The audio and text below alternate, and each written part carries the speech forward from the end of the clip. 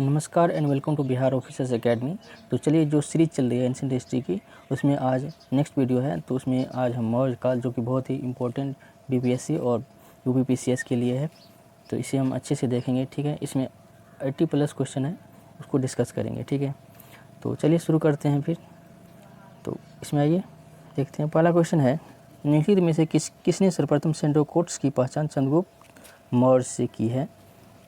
तो इसका आंसर हो जाएगा ऑप्शन नंबर डी। ठीक है, यहाँ पे बता दें कि सर विलियम जॉन द्वारा एशियाटिक सोसाइटी की स्थापना, मॉडर्न हिस्ट्री में जब आप पढ़ेंगे तो एशियाटिक सोसाइटी की स्थापना इसके द्वारा किया गया था, और इसमें ही इसको मतलब चंद्रगुप्त मौर्य की पहचान की गई थी कि ये सेंड्रोकोट्स ही चंद्रगुप्त मौर्य।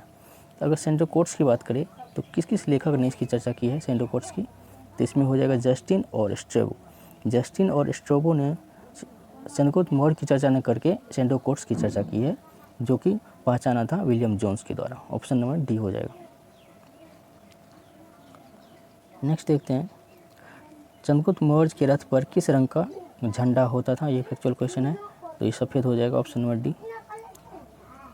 नेक्स्ट देखते हैं, नेक्स्ट है, निम्नलिखित में से गलत मिलान को छांटना है यहाँ पे। ठीक है, गलत मिलान जो भी है, तो चलिए देखते हैं।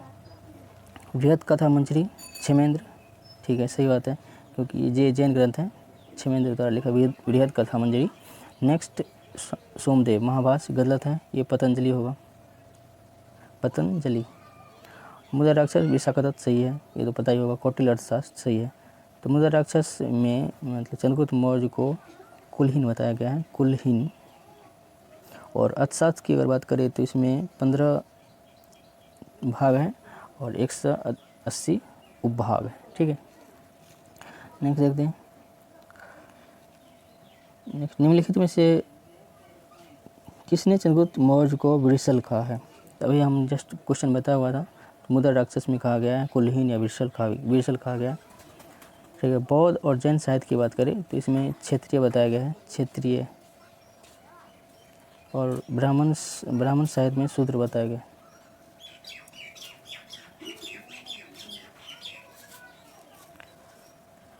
चलिए नेक्स्ट देखते हैं, सेल्यूकस ने अपनी पुत्री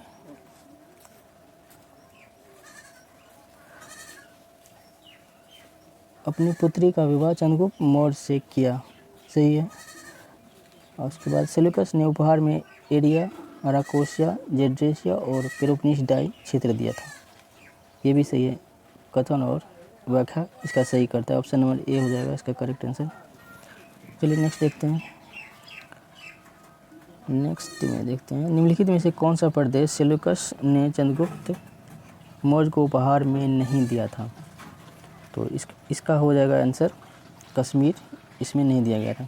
इसमें अराकोसिया, जेड्रोसिया, पेलोपोनेसियाई ये सब दिया गया था, और एक और था एरिया। अब इसके नामों की बात करी, इतिहास में चर्चा ये है कि एरिया हेरात को कहा जाता था, हेरात। ठीक है, जेड्रोसिया हो गया मकरान को कहा जाता था, मकरान। और पेलोपोनेसियाई ये काबुल को कहा जाता था, और अराकोसिया कंधार को। ठीक है, अराकोसिया कंधार, जेड्रोसिया मकरान, पेलोपोनेसियाई काबुल, और एरिया हेरात को कहा जाता था। चलिए नेक्स्ट देखते हैं, निम्नलिखित में से किसने कहा था कि चंद्रगुप्त ने 6 लाख की सेना लेकर समुद्र भारत को रौंद डाला था? तो ये प्लूटार्क का कथन है, प्लूटार्क द्वारा ये कहा गया था। और ठीक है, स्ट्रेबो की बुक में ये मतलब सेंड्रोकोट्स की पहचान, सेंड्रोकोट्स लिखा हुआ है, सेंड्रोकोट्स। चंद्रगुप्त ने लिख करके सेंड्रोकोट्स कहा गया इसे। चलिए नेक्स्ट देखते हैं, चंद्रगुप्त मौर्य के दक्षिण भारत की विजय का वर्णन कहाँ मिलता है? तो ये मिलता है आहनानूर, ठीक है, जो कि ममुलनार द्वारा लिखित ग्रंथ है, ममुलनार। ये आहनानूर, इसमें दक्षिण भारत विजय का वर्णन है। ठीक है, नेक्स्ट देखते हैं, निम्नलिखित में से किस स्थान पर चंद्रगुप्त मौर्य ने अपने प्राण त्याग दिए थे? तो ये हो जाएगा श्रवणबेलगोला में, कर्नाटक। ये तो आप सभी को पता ही होगा कि संलेखना विधि द्वारा, संलेखना विधि द्वारा ये प्राण त्याग दिया गया था। भद्रबाहु के नेतृत्व में गए थे। तो आइए नेक्स्ट क्वेश्चन देखते हैं। नेक्स्ट क्वेश्चन यहाँ पे है कि सेल्यूकस ने किसको दरबार के राजदूत के रूप में चंद्रगुप्त मौर्य के दरबार में भेजा था।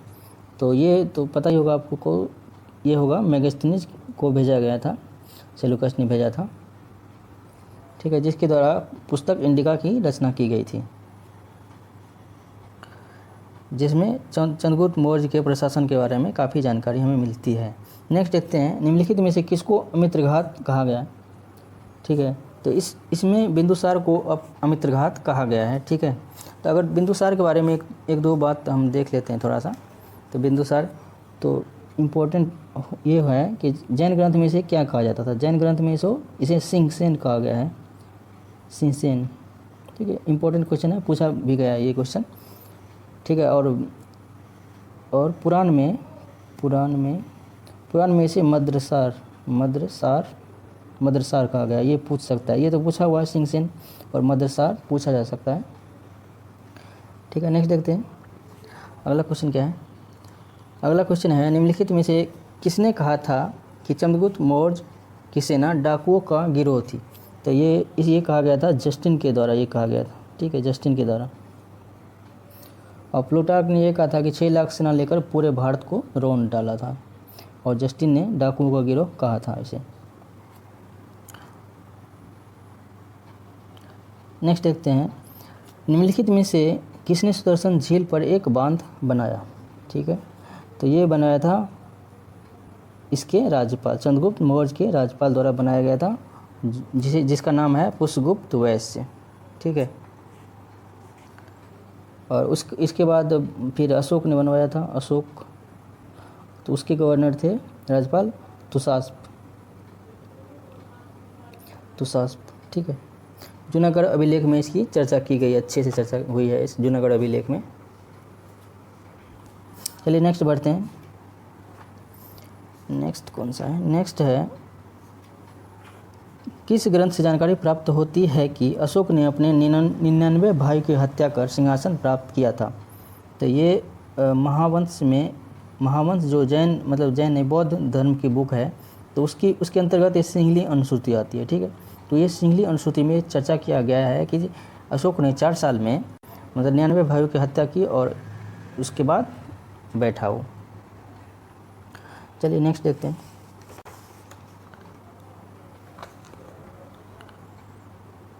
नेक्स्ट है, बिंदुसार किस धर्म का अनुयायी था।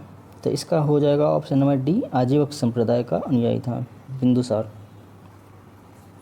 ठीक है, इसके प्रवर्तक माने जाते हैं आपको मखली गोशाल आजीवक संप्रदाय के। और इसकी मृत्यु जब वो हो गई थी, जब वजी को अजातशत्रु ने जीता था। वजी को जीतने के क्रम में अजातशत्रु ने जब वजी को जीत रहा था, तो उसी क्रम में इसकी मृत्यु हो गई थी, मखली गोशाल की। नेक्स्ट है, बिंदुसार के दरबार में राजदूत बनकर कौन आया था। तो इसका हो जाएगा option number डायमेकस, option number B हो जाएगा इसका। तो इसमें बिंदुसार के बारे में अगर चर्चा यहाँ पर करें तो बहुत ही इंपॉर्टेंट क्वेश्चन ये पूछा जाता है कि इसके दरबार में 2 राजदूत आया था, दो देश के। तो इसमें हो जाएगा पहला तो सीरिया। तो सीरिया का तो हमने बता दिया, डायमेकस, जो कि एंटियोकस का राजदूत था। ठीक है, उसके बाद मिस्र का पूछा, एक मिस्र का भी आया था, मिस्र का। ठीक है, तो इसका टॉलमी राजा था, टॉलमी द्वितीय फिलाडेल्फस। ठीक है, उसके राजदूत आए थे टॉलमी सेकेंड फिलाडेल्फस। तो उसके राजदूत थे आपको डायनोसियस, याद रखिएगा, डायनोसियस। ये भी आए थे, 2 आए थे, एक आया था डायमेकस और एक आए थे डायनोसियस। डायमेकस थे सीरिया के और डायनोसियस थे मिस्र के। ठीक है, चलिए नेक्स्ट देखते हैं। नेक्स्ट है, अशोक के राज्याभिषेक के पूर्व कहाँ का राज्यपाल था। तो आसान सा क्वेश्चन, ये उज्जैन का राज्यपाल था, जहाँ विद्रोह भी हो चुका था, इसके काल में विद्रोह भी हो चुका था। एक बार जब तक्षशिला का विद्रोह हुआ था तो अशोक के द्वारा ही उज्जैन से तक्षशिला ये प्रस्थान किए थे और वहाँ पे विद्रोह को इसने दबाया था। नेक्स्ट देखते हैं, निम्नलिखित में से किस अभिलेख में अशोक का नाम मिलता है? तो इसमें हो जाएगा मौस्की में, गुजरा में और उद्गोलन, इस तीनों में मिलता है। इसके अलावा एक और है नेत्तूर में भी इसका नाम अशोक मिलता है, अशोक। ये आप ध्यान रखिएगा, मौस्की, उद्गोलन और गुर्जरा और नेत्तूर, 4 अभिलेख में अशोक का नाम अशोक मिलता है। यहाँ पे अशोक के बारे में एक बहुत ही वीवीआई फैक्ट हम बता देते हैं थोड़ा सा आप, जैसे कि इसका अभिलेख है भब्रू अभिलेख, छोटा वाला भब्रू अभिलेख। उसमें महात्मा बौद्ध के त्रिरत्न की चर्चा है, त्रिरत्न, बुद्ध धम्म और संघ जो होता है बौद्ध धर्म का त्रिरत्न, बुद्ध धम्म और संघ, इसकी चर्चा भब्रू अभिलेख, अशोक के भब्रू अभिलेख में है। उसके बाद और नेक्स्ट एक और बता देते हैं, मास्की अभिलेख में अशोक को बुद्ध शाक्य कहा है, बुद्ध शाक्य कहा गया। ये क्वेश्चन इंपॉर्टेंट है और पूछा भी जा चुका है और पूछ भी सकता है, ठीक है। और पुराणों में तो अशोक वर्धन कहा गया, ये सब तो आपको पता ही होगा। चलिए नेक्स्ट देखते हैं। नेक्स्ट है, कलिंग युद्ध के समय में संबंध में कौन सा कथन आपको असत्य है? यहाँ पे असत्य खोजना है। तो पहला है, अशोक ने राज्याभिषेक के 10वें वर्ष कलिंग पर आक्रमण किया था। तो ये पहला ही ऑप्शन आपको गलत हो जाएगा, क्योंकि 8वें वर्ष किया था। क्योंकि आप जोड़ ही लीजिए ना, 269 प्लस माइनस आप 8 कर दीजिए तो कितना आ जाएगा, 261 आ रहा है। तो 261 में कलिंग पर आक्रमण किया था। आप अगर पढ़ेंगे तो पता होगा, 261 BC में कलिंग पर आक्रमण किया हुआ था। तो ये 8वें वर्ष कलिंग पर आक्रमण इसने किया था। ये गलत हो जाएगा, आंसर हो जाएगा ये। चलिए पढ़ लेते हैं ऑप्शन भी। युद्ध के समय कलिंग पर नंदराज नामक राजा का राज था, सही है। अशोक ने कलिंग पर आक्रमण व्यापारिक दृष्टि से महत्वपूर्ण होने के कारण किया। अशोक के द्वारा जब ये कलिंग पर आक्रमण किया था, इसके 3 कारण थे, 3 या 2 कारण थे। एक व्यापारिक दृष्टि तो था ही, हाथी वहाँ के फेमस होते थे, और उसका ये था कि दक्षिण में पहुँच उसी के माध्यम से था, उड़ीसा के माध्यम से दक्षिण में पहुँच उसका होना था, और समुद्र का भी पहुँच उसी के माध्यम से था, इसलिए उसने अटैक किया था। यहाँ भी लिखा हुआ भी है, हाथियों के लिए प्रसिद्ध था। चलिए नेक्स्ट देखते हैं। अशोक ने अपने किस शिलालेख में कहा कि सभी मनुष्य मेरे बच्चे हैं? तो ये कहा है प्रथम जो है पृथक, ये अलग लिखा गया था, पृथक शिलालेख इसमें कहा गया है, ठीक है। तो इसमें जो है जैसे कि बृहद शिलालेख जो है उड़ीसा में जो है धौली और जौगड़ जो है, धौली जौगड़, तो इसमें 12वां पॉइंट, सब में 14 पॉइंट रहता था, ये तो आपको पता ही होगा। 12वां पॉइंट, 13वां पॉइंट और 14वां पॉइंट जो इसने हटा दिया ये अभिलेख से। क्यों हटाया? क्योंकि वो कलिंग युद्ध का ये जो है जनता को याद नहीं दिलाना चाहता था अशोक, इसलिए इसने प्रथम शिलालेख लिखवाया, और उसमें धौली और जौगड़ में ये प्रथम शिलालेख का चर्चा किया है वहाँ पे। नेक्स्ट देखते हैं। अशोक ने अपने राज्याभिषेक के 10वें वर्ष बोधगया की यात्रा की, ठीक है। उसके बाद अशोक ने अपने राज्याभिषेक के 20वें वर्ष लुम्बिनी जाकर उसे कर मुक्त घोषित किया और इतना वसूल किया, सही बात है, क्योंकि 1/6 से 1/8 कर दिया था। उसके बाद अशोक ने नेपाल की तराई में 2 अभिलेख रुम्नीदेई और निगलवा प्राप्त होते हैं, सही बात है, छोटा अभिलेख। रुम्नीदेई अभिलेख में अशोक ने स्वयं को बुद्ध शाक्य कहा है, ये गलत हो जाएगा, क्योंकि अभी हमने जस्ट बताया था कि मास्की अभिलेख में कहा हुआ है, मास्की में अभी जस्ट हमने बताया था क्वेश्चन में, तो ये गलत हो रहा है, 4 नंबर गलत हो रहा है। तो 1 2 3 इसका आंसर हो जाएगा, ठीक है, ऑप्शन नंबर ए। निम्नलिखित में से किस बौद्ध भिक्षु ने अशोक को बौद्ध धर्म में दीक्षित किया था?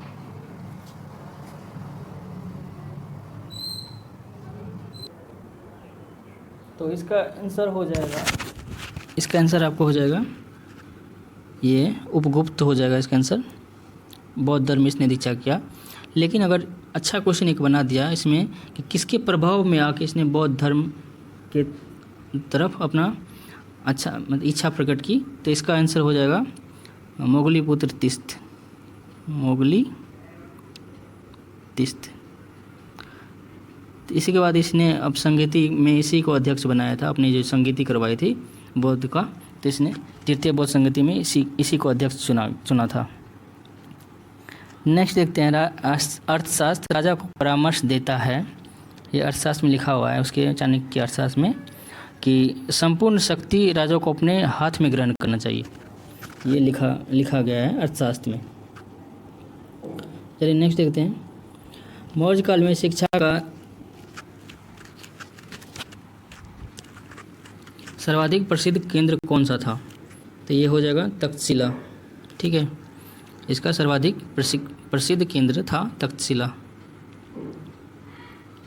नेक्स्ट देखते हैं अशोक ने धम्म की परिभाषा कहाँ से ली है, तो इसका हो जाएगा ऑप्शन नंबर बी हो जाएगा, राहुलोवाद सूत्र से ये लिया है, ऑप्शन नंबर बी।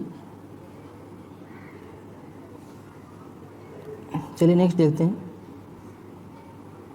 निम्नलिखित में से अशोक का सबसे कौन सा अभिलेख इशिला नामक प्राचीन नगर का उल्लेख करता है, ये मोस्ट इम्पोर्टेंट क्वेश्चन है। तो इसका हो जाएगा ब्रह्मगिरी में ये चर्चा है, इशिला नामक प्राचीन नगर का उल्लेख किया गया है। ठीक है, ब्रह्मगिरी अभिलेख में। चलिए नेक्स्ट देखते हैं निम्न में से कौन सा एक विकल्प में अशोक के स्तंभों में समान रूप से पाए जाने वाले सही लक्षण दिए गए हैं, तो इसका ऑप्शन हो जाएगा ये पॉलिस्थोथाई और एकाश्म। सबसे बड़ी विशेषता ये एकाश्म थी, जबकि ईरान का जो था टुकड़ों में विभाजित था, टुकड़ों को जोड़कर बनाया गया था, जबकि अशोक का यह एकाश्म पत्थर से था और पॉलिश युक्त था, जो कि ईरान वाले उसमें नहीं था। तो आइए नेक्स्ट क्वेश्चन देखते हैं कि यह है कि अशोक के अभिलेखों में एकमात्र अभिलेख जो है लेखक का जो है परिचय मिलता है, तो इसका कौन सा लेखक का परिचय मिलता है, तो इसका आंसर ऑप्शन नंबर सी हो जाएगा, चापड़ का सिग्नेचर मिलता है। अभी हमने थोड़ा देर पहले ब्रह्मगिरी लघु शिलालेख बताया था, ब्रह्मगिरी, तो इसी में चापड़ के हस्ताक्षर किए हुए हैं खरोष्टी लिपि में।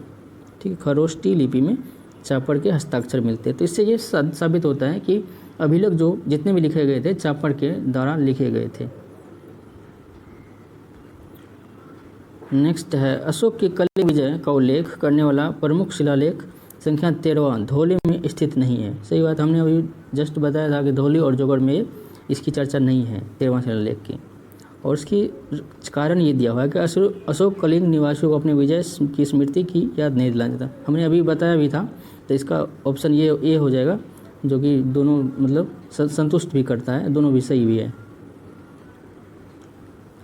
नेक्स्ट है निम्नलिखित में से किस अभिलेख में अशोक बौद्धत्री में अपने विश्वास को स्वीकार करता है। अभी हमने इसका भी हमने चर्चा किया हुआ था कि कौन से अभिलेख में हम बौद्धत्री का चर्चा है, त्रिरत्न का। तभी हम उस समय बताए थे हम कि भाबरो जो अभिलेख था उसमें त्रिरत्न की चर्चा है, बौद्ध धम्म और संघ की। नेक्स्ट है जेम्स प्रिंसेप द्वारा अशोक के अभिलेख का अर्थ निकालने के सूत्र द्विभाषीय प्रलेखों से मिले जो संबंध थे, किससे संबंधित थे, ये थे आपको ब्राह्मी और आरमाइक लिपि से। ठीक है, ऑप्शन नंबर ए हो जाएगा करेक्ट। नेक्स्ट देखते हैं निम्नलिखित मौर्य शासक पर विचार कीजिए। तो ये देखते हैं मौर्य में कौन कौन शासक थे, तो ये अशोक थे और दशरथ यहाँ पे थे।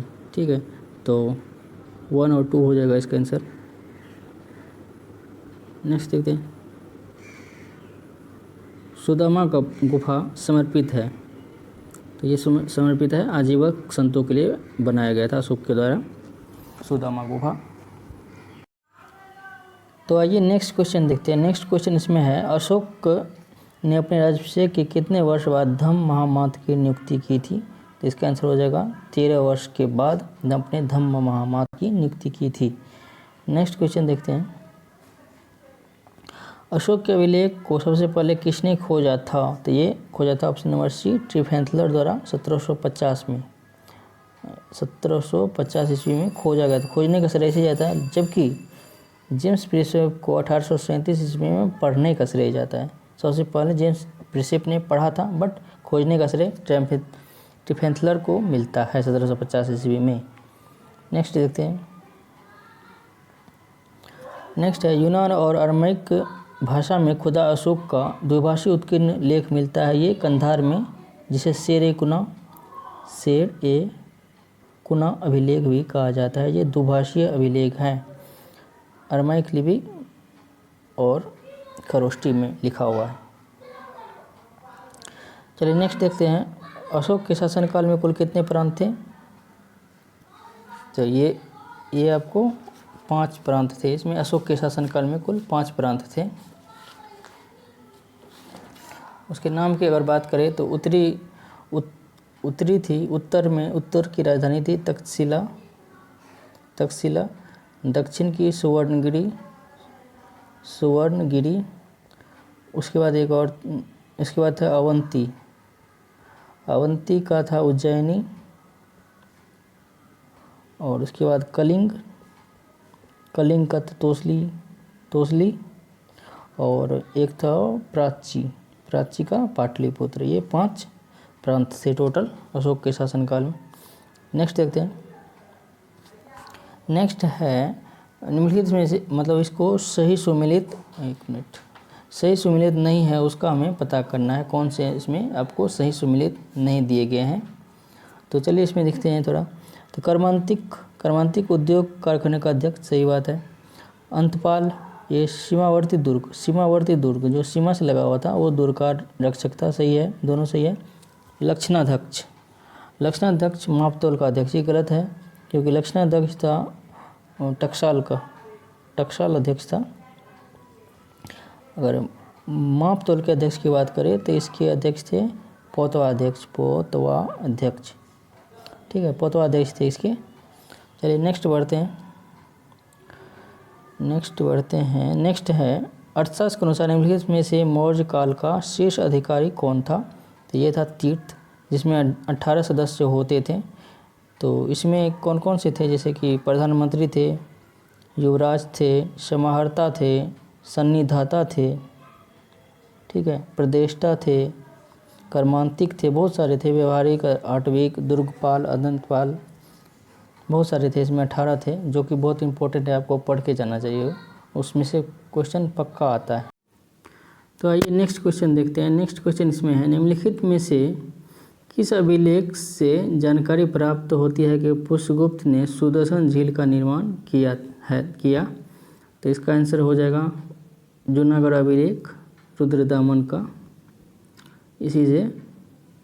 इसी में चर्चा अशोक और चंद्रगुप्त मौर्य की मिलती है, जिसमें झील का निर्माण करवाया गया था।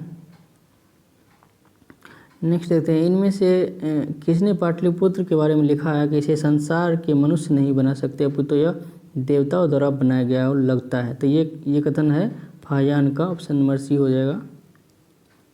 चलिए नेक्स्ट बढ़ते हैं। मेगास्थनीज मौर्यकालीन प्रशासन के कितने सदस्य का मंडल देखभाल करता था?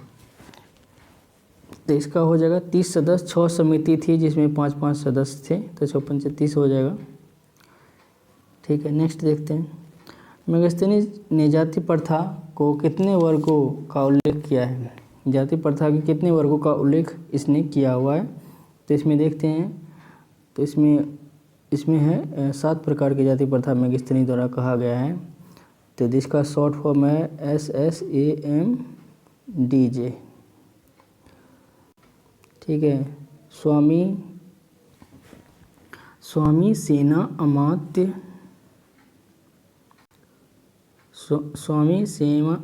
सेना, अमात्य और मित्र, और डी से होता है दुर्ग, और जे से जनपद।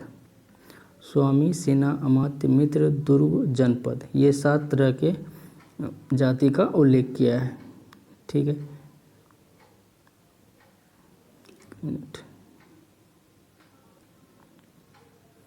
तो आइए नेक्स्ट क्वेश्चन देखते हैं। तो नेक्स्ट क्वेश्चन है, वेदिका से घिरा वृक्ष का प्रतीक निम्नलिखित में से किस पर मिलता है? तो ये मौर्यकालीन आहत सिक्कों पर मिलता है। वेदिका से घिरा हुआ वृक्ष का प्रतीक, ये मौर्यकालीन आहत सिक्कों में साक्ष्य इसका मिला हुआ है। नेक्स्ट है, निम्नलिखित में से मौर्य काल में प्रचलित विनिमय का माध्यम क्या था?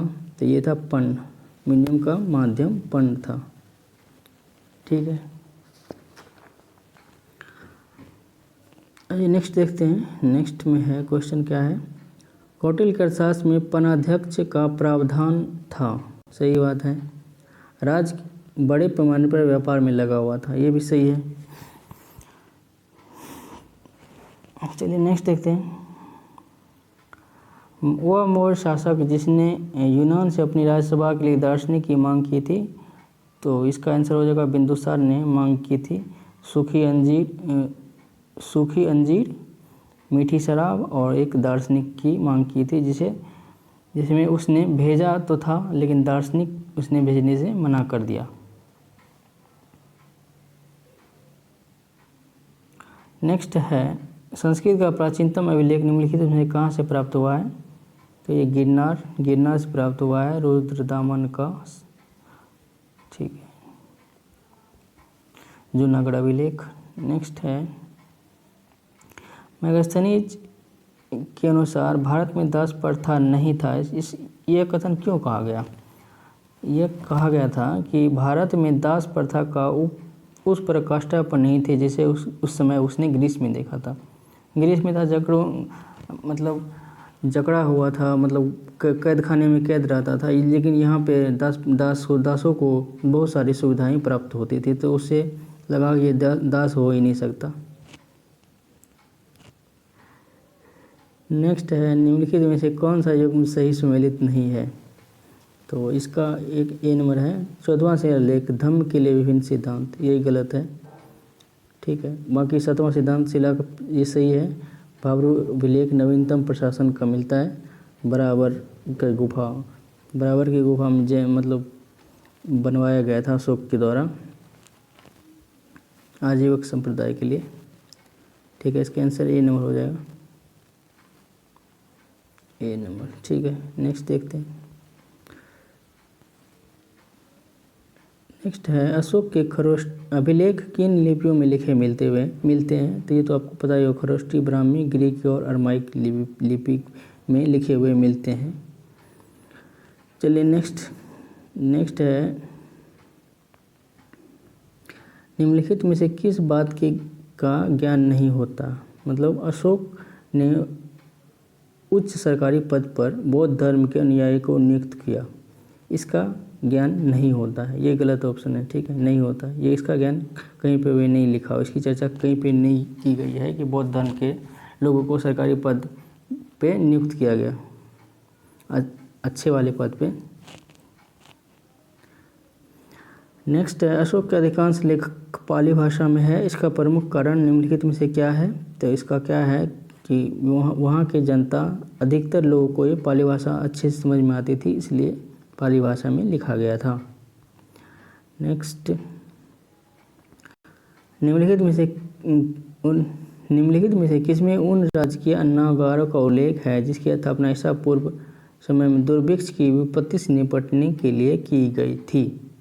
तो इसकी चर्चा है ऑप्शन नंबर डी, सहगौरा एवं महास्थानगढ़ फलक अभिलेख में चर्चा की गई है कि उस समय जब चंद्रगुप्त मौर्य के समय 12 वर्षों का लगभग अकाल जो पड़ा था, तो सहगौरा और महास्थान के अभिलेख में लिखा हुआ है कि वहाँ पे वितरण किया गया था दुर्भिक्ष के दौरान अन्नागारों से अन्न का। तो महास्थानगढ़ की बात करें तो ये अभी फिलहाल बांग्लादेश। चलिए नेक्स्ट, अशोक ने कहाँ चोल, पांड्य, केरलपुत्र और सतीपुत्रों के अपने पड़ोसी शक्तियों के रूप में उल्लेख किया है? तो ये शिलालेख द्वितीय में किया होगा। ये चर्चा VVI क्वेश्चन है, मोस्ट इम्पोर्टेंट। ठीक है, चलिए नेक्स्ट देखते हैं। निम्नलिखित अभिलेखों में से किसमें चंद्रगुप्त मौर्य और अशोक दोनों का उल्लेख मिलता हुआ है? ये तो कितना बार क्वेश्चन आ चुका है। ऑप्शन नंबर सी, रुद्रदामन का जूनागढ़ अभिलेख। ठीक है, इस अभिलेख में अशोक, चंद्रगुप्त मौर्य और रुद्रदामन का चर्चा किया हुआ है। नेक्स्ट देखते हैं, किधर गया। ये कौन सा विलेख? हाँ, निम्नलिखित में से अशोक का कौन सा विलेख धार्मिक संहिता के सिद्धांत को समर्पित है? तो ये है 12वां शिलालेख। 12वां और 7वां दोनों है, लेकिन यहाँ पे 12वां मुख्यतः है। तो यह 12 शिलालेख ये समर्पित है धार्मिक संहिता के सिद्धांत को। आइए नेक्स्ट देखते हैं, निम्नलिखित में से कौन अशोक शासन काल के संबंधित नहीं है? तो ये है आपको डायनोसियस। ठीक है, डायनोसियस हमने पहले थोड़ा जस्ट बताया था कि ये बिंदुसार के काल में आया था। बिंदुसार के काल में आया था, जो कि राजदूत था ये टॉलमी द्वितीय फिलाडेल्फस का, मिस्र का, फिलाडेल्फस मिस्र का था ये। ठीक है, ये आया था बिंदुसार के काल में। चलिए नेक्स्ट पढ़ते हैं। नेक्स्ट है, अशोक के सारनाथ सिंह शीर्ष स्तंभ के फलक पर प्रदर्शित पशुओं का सही क्रम क्या है? इस पे है हाथी, वृष, अश्व और सिंह। ऑप्शन नंबर ए हो जाएगा करेक्ट। ठीक है, आगे बढ़ते हैं। निम्नलिखित में से किसने जैन के लिए गुफा बनवाई थी? तो ये कलिंग नरेश खारवेल द्वारा जैन के लिए। अशोक द्वारा तो आजीवक के लिए बनवाया गया था। ठीक है, नेक्स्ट देखते हैं, अशोक का कौन सा शिलालेख 5 यवन राज्यों में धर्म प्रचारक को भेजने का वर्णन करता है? तो ये अशोक का कौन सा शिलालेख 5 यवन राज्यों में धर्म के प्रचारकों को भेजने के लिए वर्णन करता है? तो इसका आंसर हो जाएगा, इसकी चर्चा आपको की गई है 13वां शिलालेख में। ठीक है, अच्छा, 5 यवन राजा के बारे में चर्चा मिलता है। उसका नाम अगर हम बता दें तो उसका नाम क्या था? देख लेते हैं।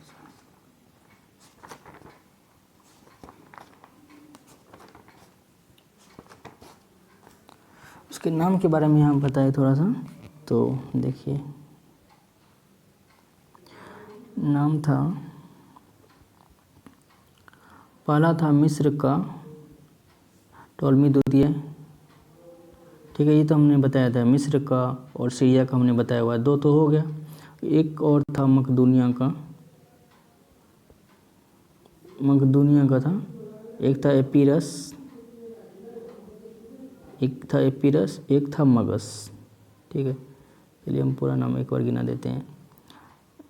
मतलब मिस्र का था तुर्मै टॉलमी फिलाडेल्फस, सीरिया का अंटियोकस जिसे कहा जाता था, उसके बाद मकदूनिया का था, फिर एपीरस का था एक, फिर मगस का था। तो 5 हो गए, यहाँ पे 5 था। 5 यवन राजों भेजने का वर्णन मिलता है 13वां शिलालेख में, ये मिलता है।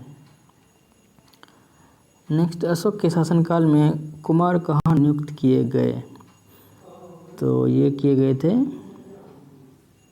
ये तक्षशिला, तोसली एवं उज्जैनी में। Option number C. चलिए नेक्स्ट देखते हैं, मौर्यकालीन शासन व्यवस्था में रूपदर्शक नामक अधिकारी क्या था? तो ये था सिक्कों का परीक्षण करता था, चांदी तथा अन्य धातु का परीक्षक करता था ये। ठीक है, ऑप्शन नंबर डी हो जाएगा रूपदर्शक।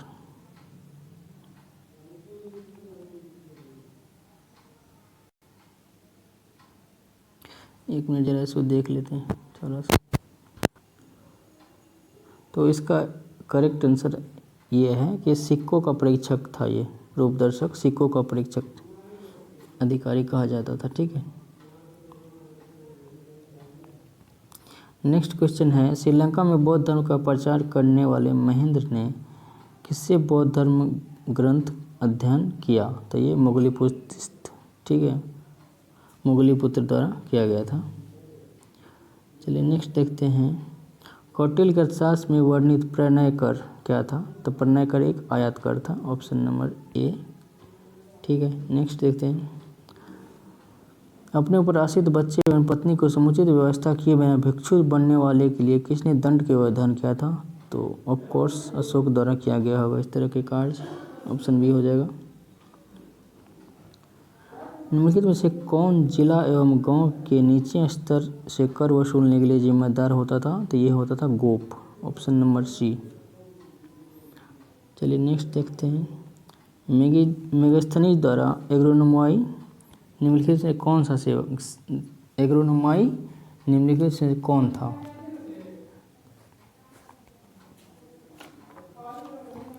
तो ये था नगर का अधिकारी, प्रशासनिक अधिकारी नगर का एग्रोनोमाई कहलाता था।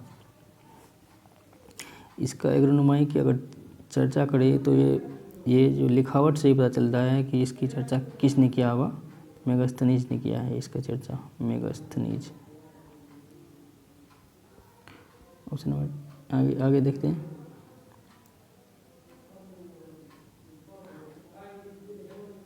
तो ये तो अभी बता ही दिए थे, फिर रिपीट हो गया क्वेश्चन। नेक्स्ट देखते हैं। अशोक के राज्यकाल में यवन राजा तुषास्प कहाँ का प्रशासन प्रभारी था? तो ये सौराष्ट्र का था, गिरनार के क्षेत्र में सौराष्ट्र। ठीक है, जूनागढ़ का अभिलेख जहाँ पे है वहीं का गवर्नर था ये।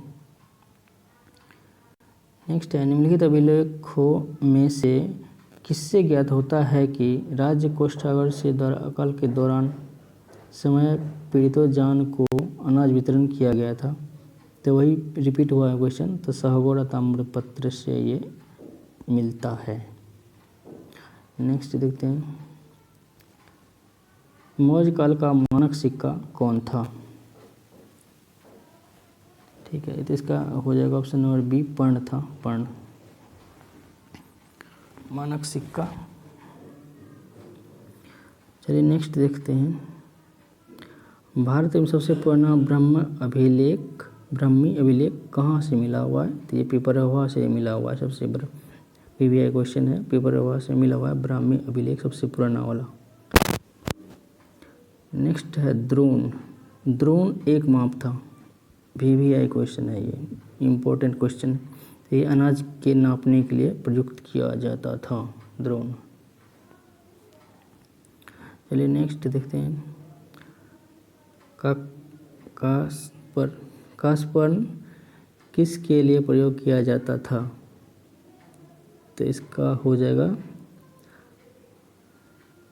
वस्तु खरीदने के लिए। ठीक है,